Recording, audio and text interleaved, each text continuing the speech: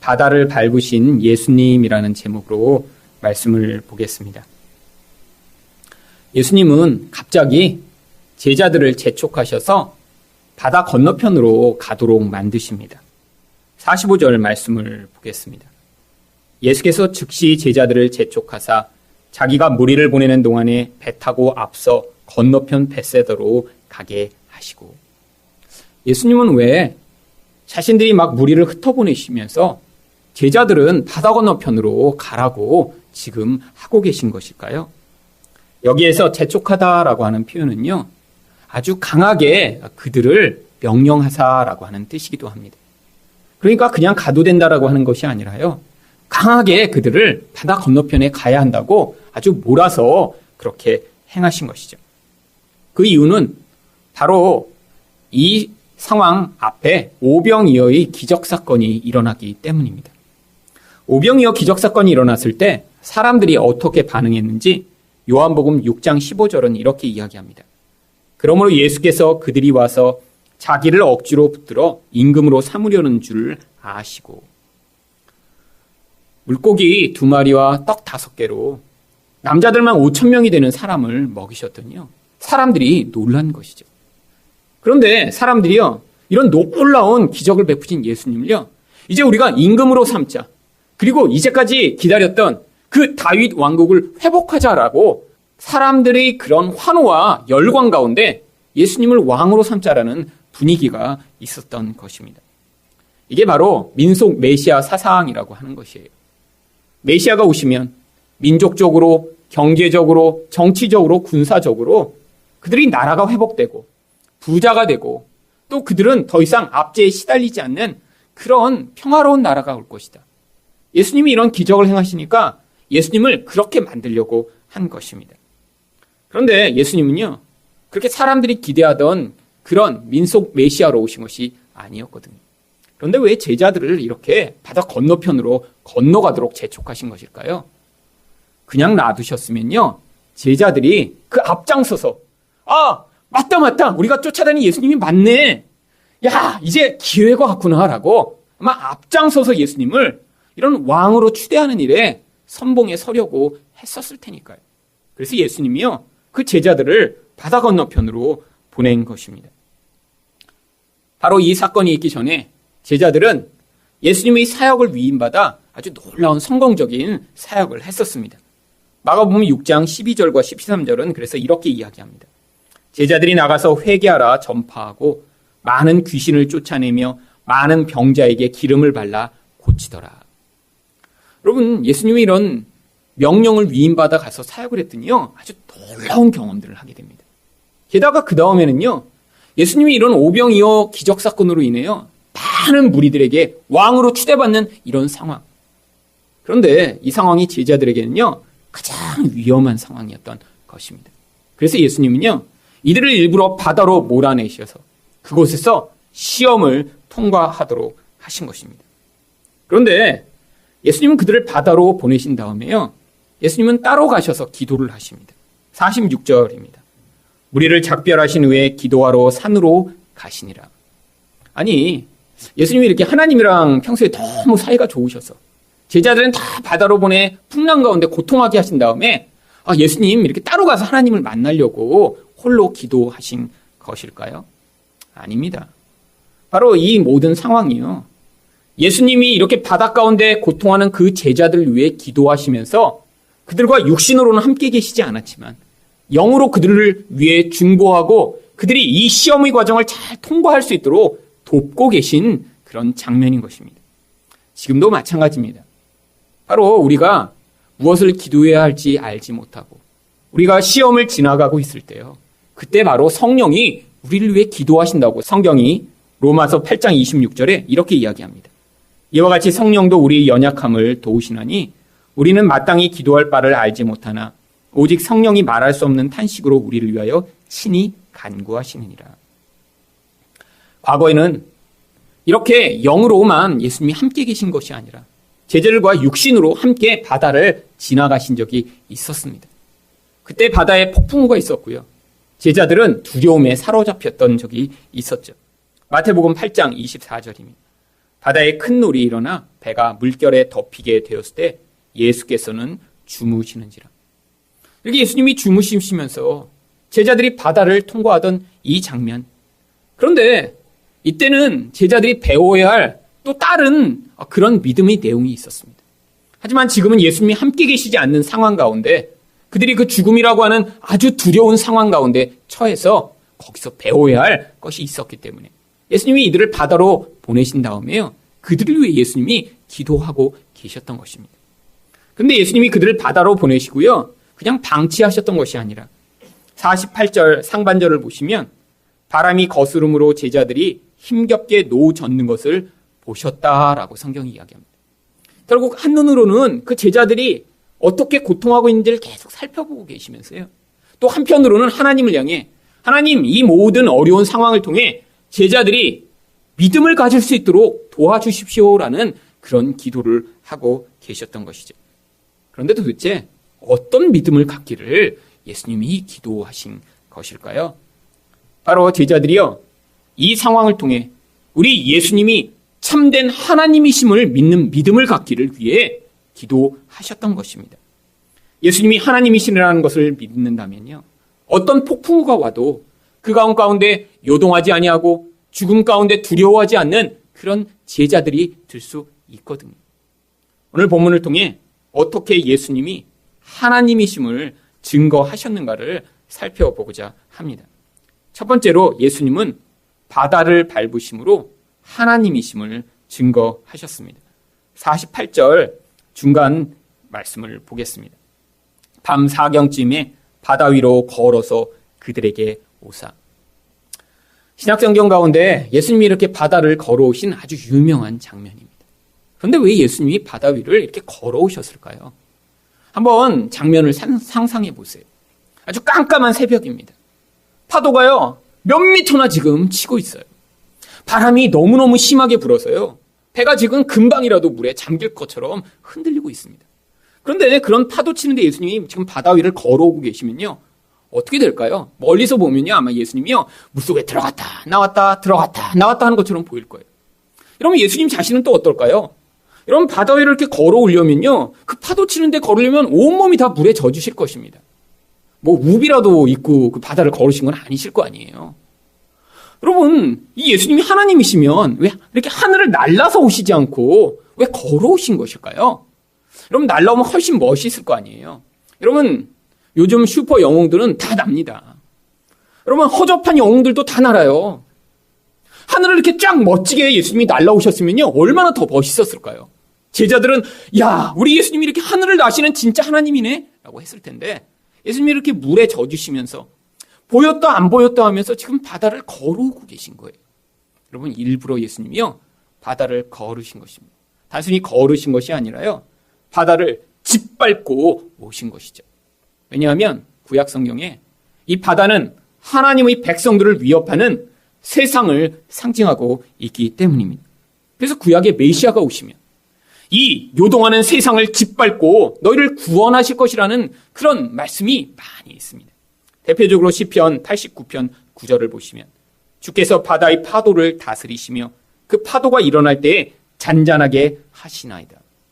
우리 하나님이 이 파도처럼 요동하는 세상을 다스리시는 하나님이시며 그 메시아가 오시면 이 세상을 그렇게 잠잠케 만드실 것을 성경이 기록하고 있는 것입니다. 그런데요, 왜 세상이 이렇게 요동하는 거죠? 왜 세상이 이렇게 무엇인가 안정감을 얻지 못하게 하고 사람들을 두렵게 만들고 계속해서 힘들게 만드는 것이죠. 그 이유는 이 세상에 영향을 미치는 마귀의 악한 영향력 때문입니다.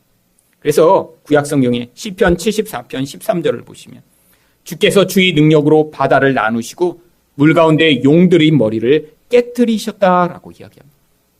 바다를 요동케 하는 이 용들의 머리를 발로 밟아 다 깨뜨려 버리심으로 하나님의 백성들을 위협하는 이 모든 세상의 요동함을 잠잠케 만드시는 분이 우리 예수님이심을 보여주기 위해 예수님이 이렇게 바다를 짓밟고 걸어오신 것입니다. 여러분, 이게 바로 우리 예수님입니다. 여러분, 예수님이요, 힘이 약해서 십자가에 매달리신 것이 아니에요.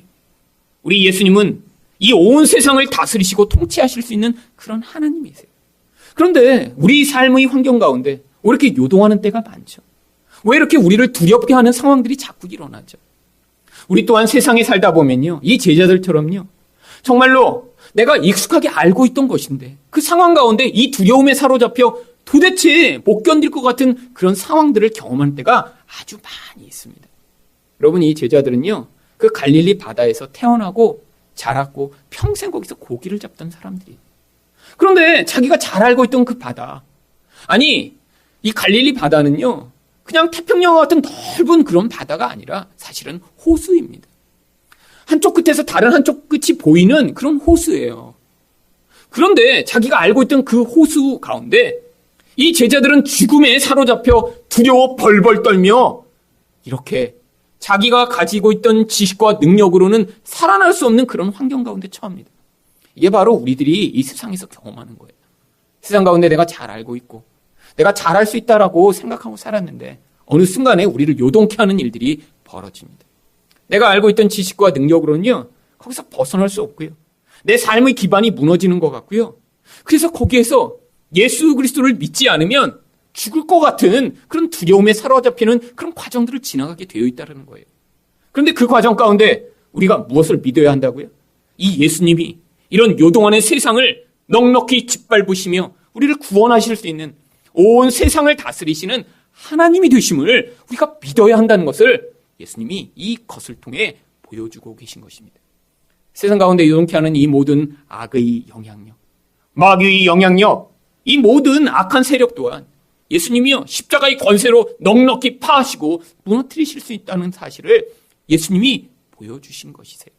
그래서요, 요한계시록에서 성도들을 뭐라고 표현하고 있냐면 요한계시록 15장 2절부터 3절 상반절까지 보겠습니다. 또 내가 보니 불이 섞인 유리바다 같은 것이 있고 짐승과 그의 우상과 그의 이름의 수를 이기고 벗어난 자들이 유리바닷가에 서서 하나님의 검은고를 가지고 하나님의 종 모세의 노래 어린 양의 노래를 불렀다라고 이야기합니다. 여러분, 왜 하필이면 여기 유리바닷가에 선 이런 하나님의 백성들의 찬양을 이야기하고 있는 것일까요? 이 유리바다라는 건요, 바다가 있는데 얼마나 잔잔한지 유리를 깔아놓은 것처럼 그 바다가 잔잔하다고 해서 유리바다라고 부르는 거예요. 영어로는 그래서 crystal like sea라고 부릅니다. 유리를 쫙 깔아놔서 하나도 요동함이 없다는 거예요. 이게 바로 하나님 나라를 살아가는 성도들이라는 것입니다. 세상은 요동하는데요, 예수 그리스도가 이 온 세상을 다스린다는 것을 믿는 성도들은요, 이렇게 우리를 요동하는 세상 가운데도 그 세상이 하나도 움직이지 않고 요동하지 않는 것처럼 세상을 살아갈 수 있다는 거예요. 이런 믿음의 승리를 경험한 자들이 나중에 하나님 앞에 모여서 우리 하나님 맞습니다. 우리를 구원하신 것은 하나님이시며 이 세상이 우리를 절대로 멸망시키거나 우리를 위협할 수 없습니다. 우리 하나님이 구원자시며 우리 예수님이 유일한 찬양 받으실 분이십니다라고 우리가 함께 그 믿음의 고백을 할 날이 반드시 오게 될 것이라고 약속하고 있는 것입니다. 여러분, 세상 가운데 살아가면서 바로 이 경험을 하셔야 되는 거예요.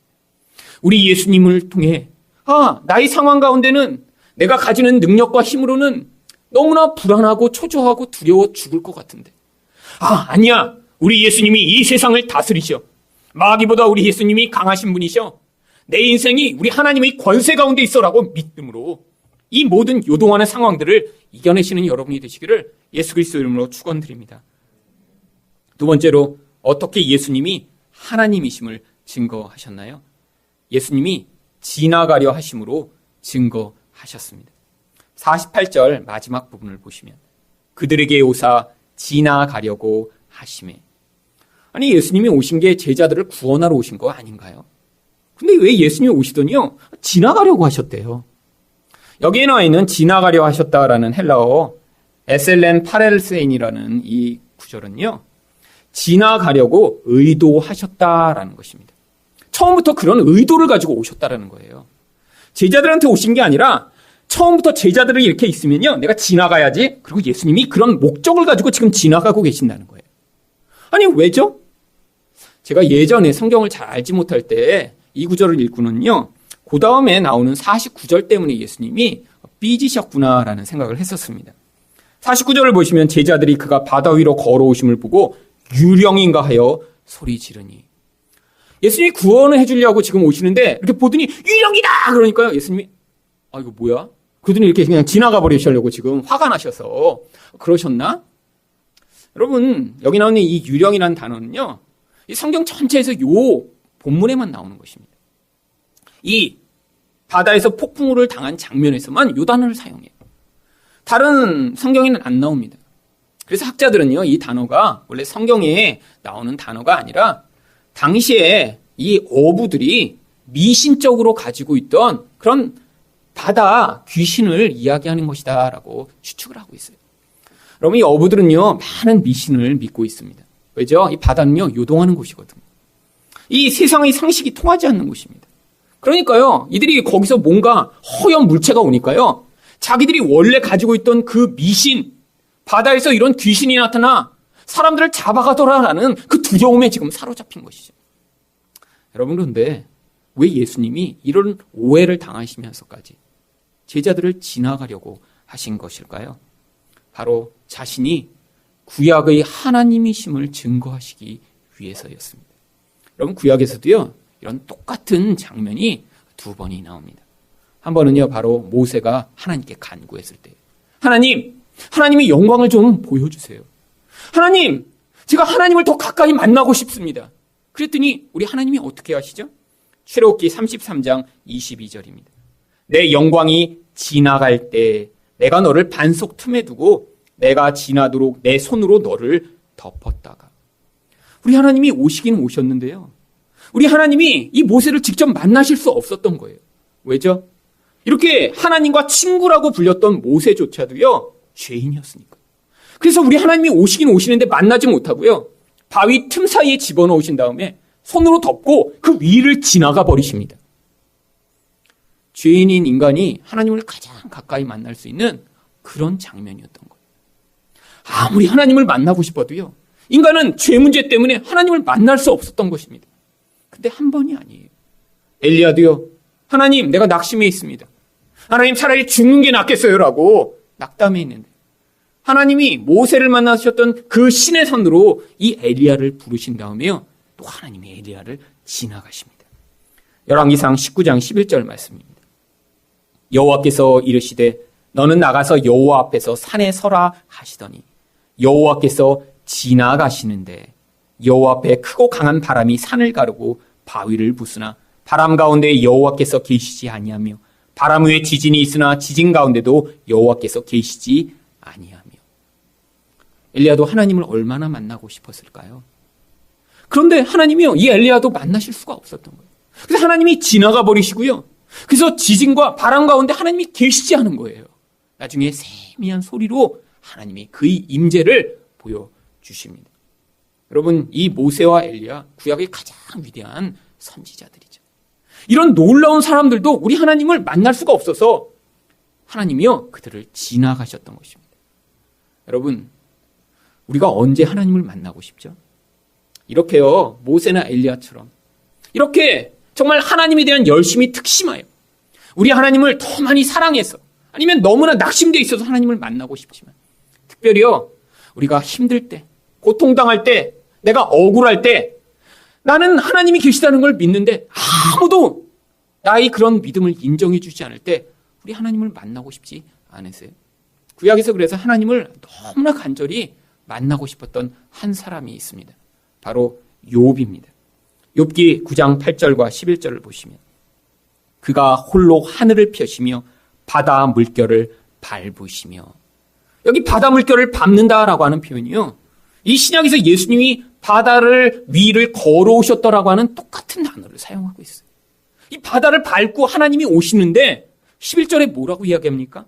그가 내 앞으로 지나가시나 내가 보지 못하며 그가 내 앞에서 움직이시나 내가 깨닫지 못하느니라. 아니, 우리 하나님이 이렇게 하늘도 펴고 바다도 밟으시는 분인데 내 앞을 지나가 버리고 나는 만날 수가 없다는 거예요. 이게 바로 구약의 성도들의 모습입니다. 하나님을 만나고 싶어도 만나지 못하는 이런 욥과 같은 성도들. 그런데 그 만날 수 없던 하나님이 이제 육신을 입고 이 땅에 오신 것입니다. 그래서 이 제자들을 이제 구원하여 주시고 제자들을 인도하여 주시고 제자들과 함께 하시기 위해 이 제자들을 지나가신 거예요. 물론 여기서 지나가셨다 다시 오셔서 제자들과 함께 하십니다. 하지만 지나가시려 하심을 보여주심으로 말미암아 내가 바로 그 구약의 하나님이다. 그 하나님이 이 땅에 이렇게 육화되어 온 거다. 구약에서는 나를 그렇게 만나고 싶었지만 아무도 만날 수 없었지만 너희는 나를 만날 수 있고 나를 붙들을 수 있고 내 음성을 들을 수 있고 나와 함께 할 수 있다는 사실을 가르쳐 주시고자 예수님이 이렇게 지나가려고 하신 것입니다. 이뿐 아닙니다. 그래서요, 바로 53절에서 56절까지 말씀을 마가가 이렇게 기록하고 있는 거예요. 건너가 게네사렛 땅에 이르러 대고 배에서 내리니 사람들이 곧 예수신 줄을 알고 그 온 지방으로 달려 돌아다니며 예수께서 어디 계시냐는 말을 듣는 대로 병자들을 침상째로 메고 나오니. 이들은 예수님을 만나고자 하는 열망이 가득한 자들이었어요. 왜죠? 이 병 문제를 해결할 수 없었으니까요. 너무 고통스러웠으니까요. 자기 사랑하는 사람이 아파 있는데요, 그들을 도울 방법이 없었으니까요. 그런데 이 예수님이 오셨다라는 말을 들으니까요, 침상을 다 메고 예수님 그 지나가시는 곳에 기다리고 있습니다. 근데 예수님이 어떻게 하시죠? 56절입니다. 아무데나 예수께서 들어가시는 지방이나 도시나 마을에서 병자를 시장에 두고 예수께 그의 옷가에라도 손을 대게 하시기를 간구하니 손을 대는 자는 다 성함을 얻으니라. 하나님을 만나고 싶어도 만나지 못하던 그런 죄인들인데요. 아니 이렇게 기복적인 마음을 가지고 있지만 그래도 그 예수님을 만나고 예수님의 손을 대고자 하는 자들은 예수님이 다 만질 수 있도록 허용하시는 거예요. 바로 예수님이 이렇게 이 땅에 오셔서 이제는 우리가 만질 수도 있는 하나님, 우리와 함께 계신 하나님, 이렇게 병 걸린 자들과 이렇게 몸을 맞대시는 그런 하나님이 되셨다는 걸 보여주기 위해 여기에 이런 말씀을 기록한 것입니다. 여러분, 물론 지금은 육신으로 예수님이 우리와 함께 계시지 않습니다. 육신으로 지금도 계시다면요, 아주 소수의 사람만 예수님을 만나볼 수 있겠죠. 여러분, 예수님이 아마 지금 오시면요, 우리는 구경도 못할지도 몰라요. 여러분, 얼마나 많은 사람들이 있는데 예수님을 다 만나려고 하지 않을까요? 그러면 누구만 만나주세요. 그러니까요, 예수님이요, 지금은요, 육신으로가 아니라 영으로 우리와 함께 하시겠다고 약속을 주신 것입니다. 그래서 요한복음 14장 16절에 내가 아버지께 구하겠으니 그가 또 다른 보혜사를 너희에게 주사 영원토록 너희와 함께 있게 하리니. 여러분, 구약에서는요, 하나님과 우리가 함께 할 수가 없었습니다. 우리 죄 문제가 해결되지 않았기 때문이죠. 근데 예수님이 오셔서 우리의 죄 문제를 해결해 주심으로 말미암아 이제 이런 죄인과 같은 자들, 병자와 같은 자들, 도대체 하나님과 함께 할 수 없는 자들이요, 우리 하나님과 함께 할 수 있는 길을 열어주신 거예요. 그래서 지금은 성령이 우리와 함께 하고 계십니다. 여러분, 이걸 믿으셔야 돼요. 예전에는 그렇게 만나보고 싶었던 예수님을, 그렇게 가까이 하고 싶었던 하나님을 만날 수 없었다면, 지금은요, 예수님 때문에 우리가 하나님과 동행하며 함께 할 수 있는 그런 놀라운 복이 우리에게 주어져 있음을 믿어야 합니다. 마지막으로 어떻게 예수님이 하나님이심을 증거하셨나요? 예수님의 자기 계시로 증거하셨습니다. 50절 말씀입니다. 그들이 다 예수를 보고 놀람이라. 이에 예수께서 곧 그들에게 말씀하여 이르시되 안심하라, 내니 두려워하지 말라 하시고. 제자들이 너무 놀래고 있으니까요, 예수님이 말씀하십니다. 안심해라, 나야, 놀라지 말아라. 그런데 예수님이 특별히 여기에서 나다라고 말씀하신 이거는요, 그냥 나 예수야 라고 얘기하신 게 아니에요. 구약에서 하나님이요, 자기 이름을 계시하실 때 사용하셨던 바로 그 말씀입니다. 구약에서 하나님이 언제 자기 이름을 계시하셨죠? 출애굽기 3장 14절에서 하나님이 모세에게 이르시되 나는 스스로 있는 자니라. 또 이르시되 너는 이스라엘 자손에게 이같이 이르기를 스스로 있는 자가 나를 너희에게 보내셨다 하라. 여기 있는 이 스스로 있는 자라는 에흐에라는 이 히브리어를요, 헬라어로 바꾸면 에고 에이미라고 바꿀 수 있습니다.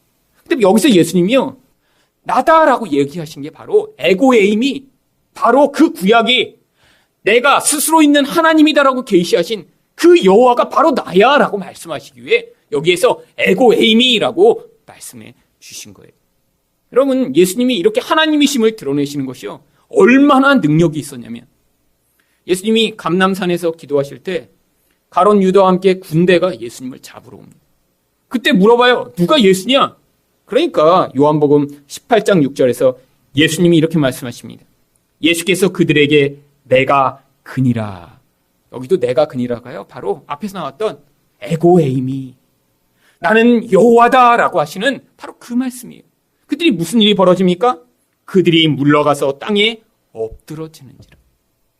여러분, 예수님이요, 나다, 에고에이미 하셨더니요, 군대가 잡으러 왔다가 뒤로 벌러덩벌러덩 다 자빠지면서 땅에 엎드러진 거예요. 그러면 여기서 예수님이 한 번만 말씀하셔서 다행이지, 예수님이 나야 여러 번 하셨더면요, 떼굴떼굴 다 굴러갔고, 그리고 이제 도망가셨으면 됐는데, 예수님이 이제 십자가에 달리셔야 되니까 한 번만 딱 말씀하신 거예요. 여러분, 예수님이 이 자기 계시가 얼마나 능력이 있는지, 하나님이심을 잠깐 말씀으로 나야라고 얘기하셨는데도요, 이런 놀라운 일이 일어나는 거예요. 여러분, 바로 예수님이 구약이 예언하던 바로 그 하나님이심을 이렇게 드러내십니다. 그런데 왜 구약에서 하나님은 스스로 있는 자라고 말씀하신 것일까요? 이 스스로 있다라고 이야기하는 건요, 다른 말로 이야기하면 나는 항상 존재하는 여호와다라는 뜻이기도 합니다. 여러분, 왜 이스라엘 백성에게 그 하나님이 항상 계시다라고 이야기하라고 한 거죠? 이스라엘 백성은요, 지금요, 그 애굽에서 430년이나 노예 상태에 있습니다. 하나님이 안 계신 것 같아요. 하나님을 그들을 버리신 것 같아요. 아무리 둘러봐도요, 세상에 노예되어 있고 고통하고 죽음이 그들을 지배하고 있는 그런 저주받은 삶을 사는 것 같아요. 근데 하나님이 그들을 향해 말씀하는 것입니다. 아니야, 내가 너희와 함께 있어. 너희 고통을 다 알고 있고 너희가 부르짖는 그 슬픔을 다 내가 들었고, 그래서 너희를 구원하고자 내가 너희와 함께 하겠다라는 약속이 나는 스스로 있는 자다라는 하나님의 계시 가운데 담겨 있는 것입니다. 여러분, 예수님이 바로 우리와 그렇게 함께 하시는 분이십니다. 우리가 슬퍼하는 거 예수님 다 아시고요, 우리가 아파하는 거 예수님 다 아세요. 그러면서 그 과정을 통해 우리를 구원하시고자 하시는 분이 바로 예수님이시라고 하는 것이죠. 여러분, 제자들이 당한 이 폭풍우는요, 바로 우연히 이렇게 벌어진 폭풍우가 아니라 제자들이 훈련을 위해 존재했던 폭풍우였습니다. 그래서 51절에 보시면 배에 올라 그들에게 가시니 바람이 그치는지라 제자들이 마음에 심히 놀라니. 여러분, 바다 위를 짓밟고 오셔서 이 배에 올라가시자마자요, 폭풍우가 금방 잠잠해져 버립니다. 그러니까 제자들이 더 놀라는 거예요. 여러분, 이 폭풍우가 왜 존재했어요? 바로 이 제자들이 우리 예수님이 하나님이심을 믿도록 만들기 위해 하나님이 일부러 이 폭풍우를 지나가게 하셨다는 거예요. 여러분, 우리 인생 가운데 많은 과정들이 그렇습니다. 여러분, 우리는 죽을 것 같고 고통하는데요, 하나님이 그 과정을 다 알고 계세요. 우리를 위해 성령으로 기도하고 계세요. 우리를 바라보고 계세요. 그러면서 우리가 그 과정을 통해 믿음을 얻기를 지금 간구하고 계신 것입니다. 여러분, 이런 폭풍우의 과정을 지나며 거기에서 우리가 믿음을 다 배우고 나면요, 그때 그 폭풍우는 잠잠게 되는 것입니다. 왜요? 우리 하나님이 그 폭풍우를 다 주관하시고 다스리시는 하나님이 되시니까요. 이런 놀라운 일을 경험했는데도요, 성경은 그들에 대해서 뭐라고 이야기합니까? 52절입니다. 이는 그들이 그 떡 떼시던 일을 깨닫지 못하고 도리어 그 마음이 둔하여 졌음이러라. 제자들은요, 너무나 놀래서 어안이 벙벙한 그런 상황이었던 거죠. 근데 그 이유를 뭐라고 이야기합니까?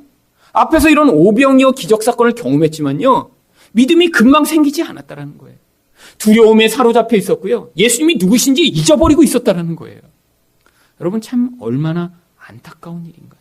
그런데요, 느리지만 이 제자들이 믿음이 지금 성장하고 있었습니다. 여러분, 첫 번 제자들이 예수님과 함께 폭풍우를 지나갔을 때 예수님이 바람과 바다를 향해 명령하십니다. 바람과 바다야 잔잔하라. 그랬더니 정말 잔잔해져 버려요. 그랬더니 제자들이 그때 어떻게 반응했나요? 마태복음 8장 27절 말씀입니다. 그 사람들이 놀랍게 여겨 이르되 이가 어떠한 사람이기에 바람과 바다도 순종하는가 하더라. 여러분, 모르는 사람들이 아니에요.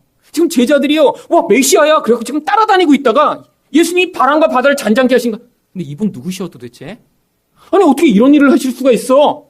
아니, 그럼 지금 누굴 따라다닌 거예요? 그럼 얼마나 믿음이 없었는지, 기적을 보고도 예수님이 누구신지 모르는 이런 무지한 사람들. 그런데요, 두 번째 이 폭풍우를 지난 다음에 제자들이 어떻게 변했나요? 마태복음 14장 33절입니다. 배에 있는 사람들이 예수께 절하며 이르되 진실로 하나님의 아들이로소이다. 여러분, 느리지만요, 이런 폭풍우를 지나가며 지금 믿음이 성장하고 있는 거예요. 처음엔 도대체 누구십니까? 라고 고백하던 그 제자들이 이 두 번째 폭풍우를 지난 다음엔 예수님 맞습니다. 당신이 하나님의 아들이십니다. 당신이 메시아이십니다. 당신이 하나님이십니다. 라는 그런 믿음을 가진 자들이 되었더라는 것이죠. 물론 이렇게 딱 두 번의 폭풍을 통해서 이런 믿음이 생기면 정말 좋겠습니다. 성경에는 지명 관계상 두 번의 폭풍우가 나오지만요, 우리 인생에는요, 인생 전체가 끊임없는 폭풍으로 점철되어 있습니다. 여러분, 여태까지 딱 두 번 만에 믿음을 배우셨나요? 여러분, 그래서 어려운 거예요. 성경에는 압축, 함축, 상징적으로 두 번을 통해 딱 이렇게 이들이 믿음을 배운 것처럼 표현하고 있는데, 저희 인생에도 이렇게 딱 폭풍우 두 번만 경험하고 나서 처음엔 이거 누구시지? 이랬다가 두 번째 딱 하고 나면 우리 예수님 하나님이십니다. 딱 그러고 이제 폭풍우가 딱 멈추면 좋겠는데, 폭풍우가 죽을 때까지 계속됩니다. 옛날에 겪은 것 같았는데요, 금방 잊어먹고요. 옛날에 겪은 폭풍우가 제일 센 줄 알았는데요, 그 다음에 더 센 게 오고요. 나중에 쓰나미가 몰려오는 일도 있죠. 여러분, 우리 인생이요, 바로 이 믿음을 배우는 과정이기 때문에 그렇습니다. 여러분, 이 땅에서 우리는 완전한 믿음을 가질 수가 없어요. 우리 옛사람이 있고, 우리가 끊임없이 보는 걸 가지고 두려워하고, 낙심하고, 두려워하고, 그 안에서 어둠의 영향력에 사로잡히기 쉽거든요. 그런데요, 그 과정을 하나하나 지나갈 때마다 그 과정을 통해 우리 믿음이 조금씩 성장하게 되는 것입니다. 그래서 나중에는요, 어떠한 폭풍우가 와도 유리 바닷가에 선 그런 하나님의 백성들처럼 우리 예수님과 하나님을 찬양하는 그런 성도 되도록 만들어 가시는 것이죠. 그런데요, 제자들을 이런 폭풍우를 지나가게 하신 이유가요, 단순히 그런 믿음을 그들에게 주시고자 하는 그 한 가지 이유만은 아니었습니다. 앞으로 예수님이 안 계실 때 그들이 당할 진짜 무서운 폭풍우 가운데 그들이 믿음으로 말미암아 예수 그리스도를 주로 고백하는 자 되도록 만드시기 위해 이 과정을 미리 연습하도록 하신 거예요.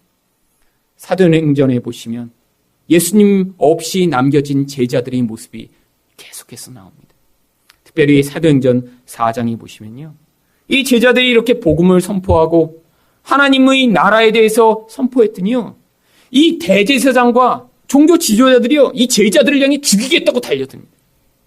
그러더니 사도행전 4장 7절을 보시면 사도들을 가운데 세우고 묻되 너희가 무슨 권세와 누구의 이름으로 이 일을 행하였느냐. 지금 잡아놓고 죽이겠다고 지금 위협하고 신문하는 것이죠. 그랬더니 베드로가 뭐라고 대답합니까? 내가 예수 이름으로 이 모든 일을 행한다고 담대하게 선포하죠.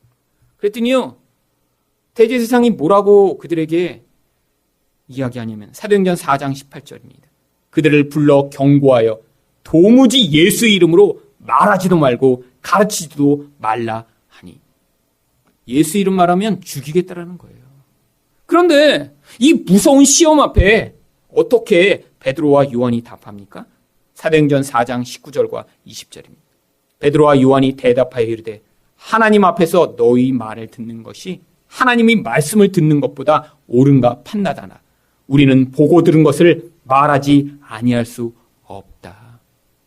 여러분, 예수님 없이 지금 엄청난 시험과 폭풍 가운데 처한 이 제자들이 여기서는요, 그 생명의 위협 앞에서 두려워하지 않고 예수 그리스도를 담대하게 선포하는 자들이 됩니다. 바로 이 과정들을 통해 그들이 이런 믿음을 가진 사람으로 성장했음을 보여주는 것이죠. 여러분, 우리 또한 이 세상에서 많은 폭풍우를 지나가게 되어 있습니다. 그 폭풍우를 지나갈 때마다 조금씩 우리의 믿음이 성장하고요. 그리고 하나님이 정말로 우리의 구원자심을 믿게 되고요. 우리 예수님이 이 세상을 다스리시는 하나님심을 믿는 믿음을 가지게 되는 것입니다. 그래서 성경이 무엇이라고 이야기합니까? 요한일서 5장 4절을 보시면 무릇 하나님께로부터 난 자마다 세상을 이기느니라. 세상을 이기는 승리는 이것이니 우리의 믿음이니라 라고 이야기하는 것입니다. 여러분이 삶에 주어지는 이런 폭풍우를 통해 이런 세상을 이기는 믿음을 소유한 여러분이 되시기를 예수 그리스도 이름으로 축원드립니다.